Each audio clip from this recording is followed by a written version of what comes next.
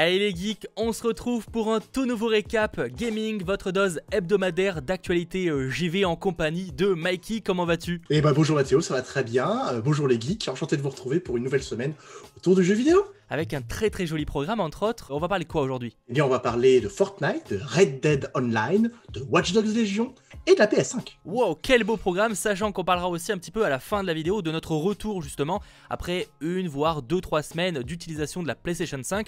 On en pense quoi? Eh bien on vous en parlera un petit peu en fin de vidéo. Alors pour commencer évidemment justement ce nouveau récap, on va parler de Fortnite. Je crois que c'est une première hein, pour un récap à deux. On n'avait encore jamais eu l'occasion d'en parler puisque ils ont annoncé quelque chose qui est un peu dans la mode en ce moment, d'annoncer des abonnements.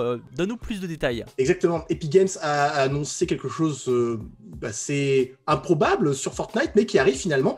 Il va y avoir un abonnement payant à 11,99 €. Alors le jeu restera gratuit bien entendu, hein, vous pourrez y jouer gratuitement, mais en fait vous avez un abonnement payant à partir du 2 décembre 2020 sur lequel donc du coup vous paierez 11,99 € et tous les mois eh bien, vous aurez des bonus, vous aurez des V-Bucks, des tenues supplémentaires, des armes en plus, des événements en avant-première. Donc c'est un abonnement que vous pouvez arrêter quand vous voulez et reprendre quand vous voulez. Et vous aurez accès au Battle Pass aussi il me semble en plus. Exactement, tout à fait. Donc, au Battle Pass. Il faut quand même prendre en compte que le Battle Pass, si je ne dis pas de bêtises, c'est environ 10 € je crois.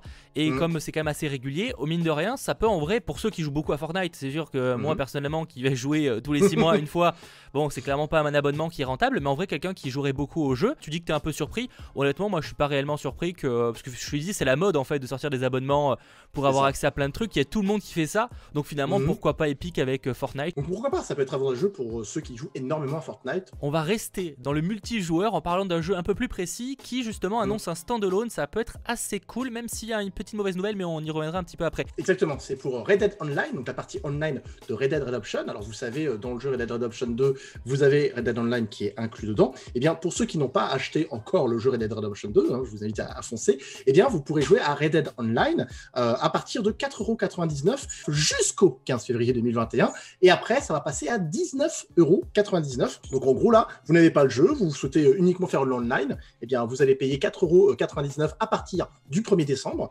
Et si après le 15 février 2021, ben vous ne le prenez pas, eh bien il sera à 19,99 €, donc une vingtaine d'euros. En vrai, je trouve ça plutôt bien de la part de Take-Two de séparer un petit peu les jeux. Donc, je pense par exemple à GTA 5 aussi, qui aura le droit à son propre standalone pour GTA Online et qui arrivera par contre, je crois, de la deuxième moitié de 2021, donc c'est pas tout de suite. Mais il va avoir exactement le droit au même traitement, sachant que pour GTA Online, ça sera en plus offert à tous les joueurs PlayStation 5 avec le PlayStation Plus évidemment pendant 3 mois, je crois, lors du lancement en 2021. Enfin, en tout cas, c'est un peu dans le même style. Donc, je trouve que c'est bien justement de vraiment séparer la partie multijoueur des futurs jeux solo avec GTA 6 prochainement. En revanche, là on parlait du prix, 4,99 €, je trouve ça correct, surtout pour Red Dead qui est quand même un petit peu à l'abandon. Alors certes il y a eu de grosses mises à jour récemment qui donnent quand même un petit peu envie sur l'avenir de Red Dead Online, mais il a quand même eu du mal à démarrer, hein. Ça fait quand même 2 ans que le jeu est lancé, hein. Donc, sachant que le 1er décembre, en plus du standalone, il y a une grosse mise à jour qui sera centrée sur Red Dead Online qui va améliorer le rôle du chasseur de primes. Donc, voilà, on sent qu'ils veulent vraiment tout le côté RP, vraiment l'améliorer, et en soi c'est une bonne idée, mais c'est vrai que ça prend quand même un petit peu de temps à arriver. Pour ce qui est du prix, alors 4,99 € ça va, 20 balles, pour anecdote, là il est quoi? Il est fin novembre, regardez sur la Fnac, le jeu est à 20 €.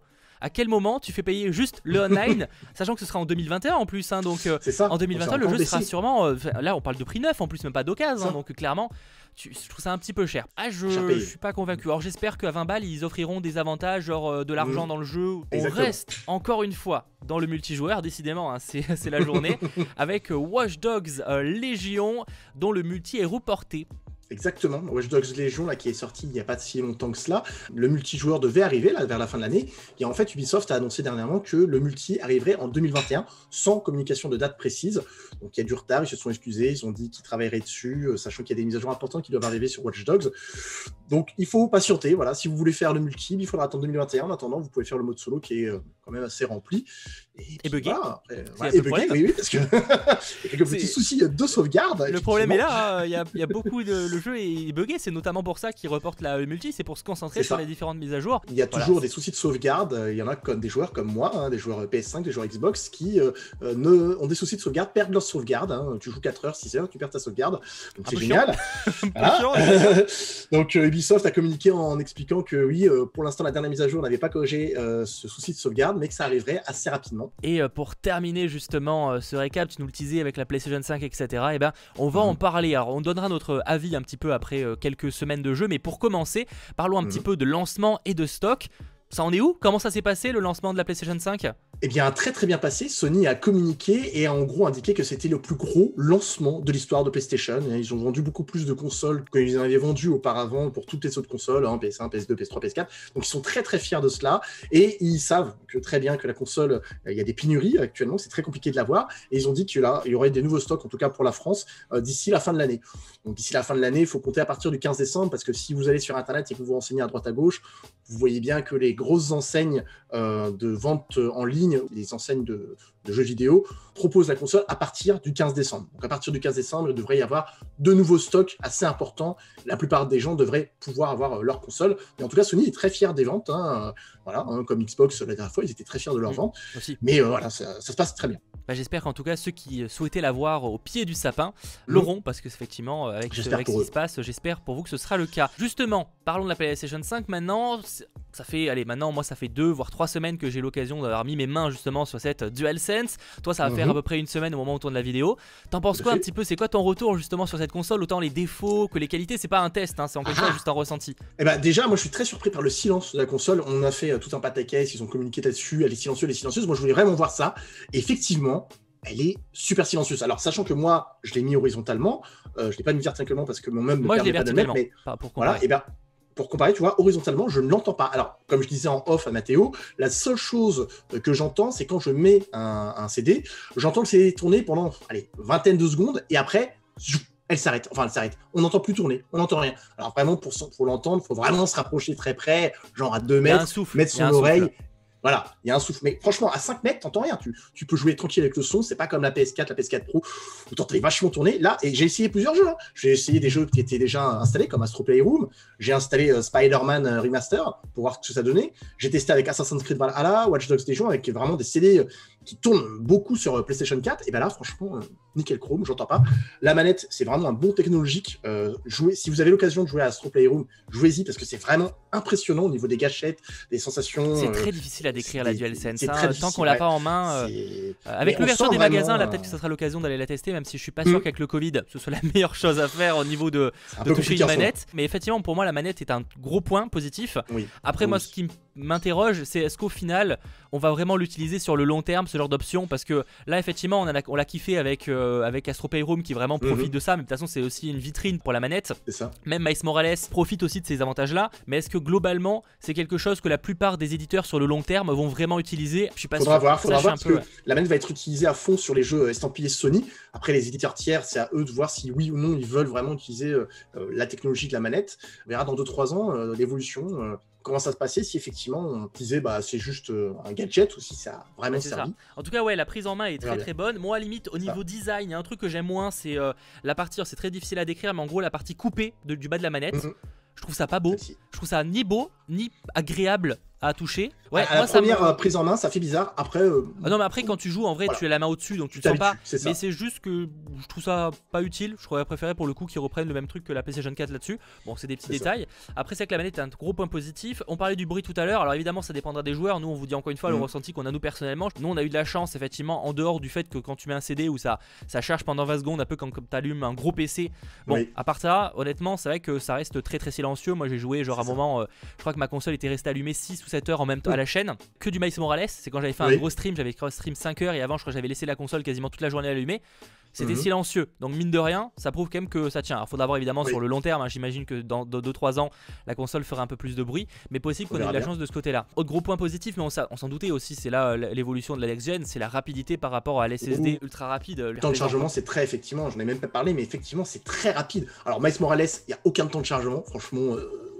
Aucun, ça faut pas abuser, il y en a.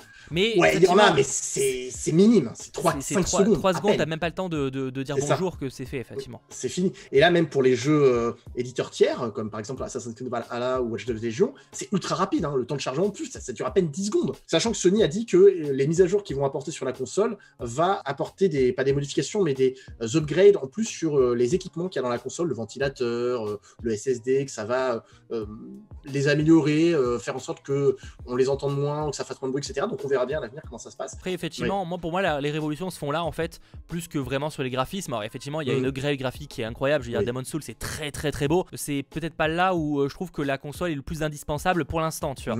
Je pense que pour le coup, ceux qui s'en fichent un peu d'avoir vraiment les petits reflets sur l'eau, ils peuvent complètement se passer du jeu.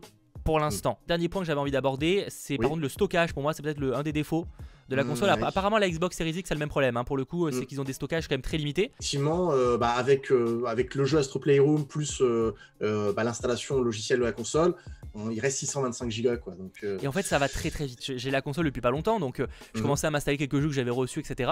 Et j'ai dû en supprimer.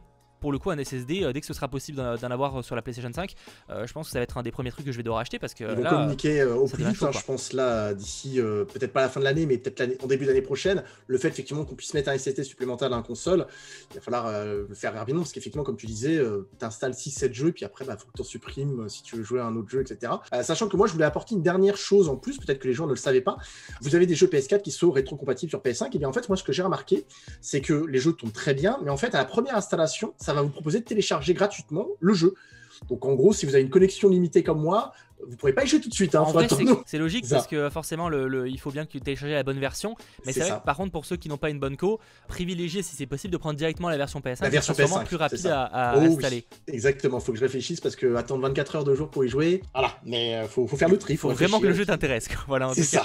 Bref, voilà un petit peu nos retours sur cette PlayStation 5. Voilà, bon, j'espère en commentaire que ça vous aura intéressé. N'hésitez pas d'ailleurs à nous dire, pour ceux qui ont eu l'occasion de la tester, un petit peu vos retours aussi. Est-ce que vous avez eu des problèmes, etc. J'ai vu que certains, effectivement, de la communauté avaient eu quelques petits problèmes du côté de la PlayStation 5 et aussi du côté de la Xbox Series X, même si de notre côté on n'a pas eu l'occasion de l'essayer.